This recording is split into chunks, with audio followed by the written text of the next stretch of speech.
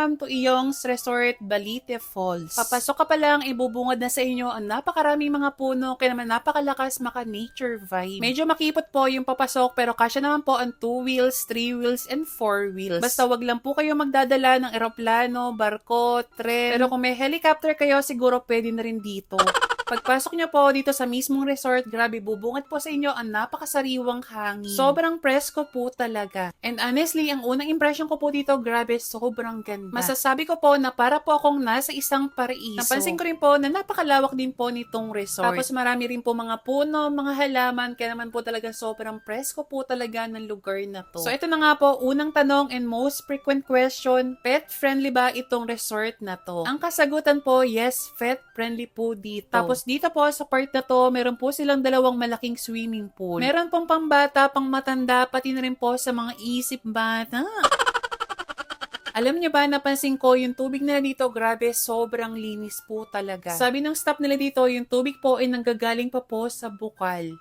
At isa pa po, napansin ko lang din na napakalinis po talaga ng kapaligiran. Isa yon sa mga kinoconsider natin para masabi natin na maganda yung resort. Kaya naman pagdating sa kalinisan, bibigyan ko po sila ng 10 out of 10. Tapos yun na nga po, napaka-solid and refreshing po talaga ng ambience. Tapos dito naman po sa babang part na to, may matatagpuan po kayo na isa pa pong swimming pool. Alam niyo ba yung pinanggagalingan ng tubig ng swimming pool ay galing po sa bukal. Yes po, galing po sa bukal kaya man napakalinis po ng tubig. At take note guys, hindi po sila naglalagay ng chemical or chlorine po sa tubig ng swimming pool. Pero kitang-kita nyo na grabe, sobrang linis po talaga ng tubig. Tapos maliban dyan, meron pa po silang pools dito po sa kanilang resort.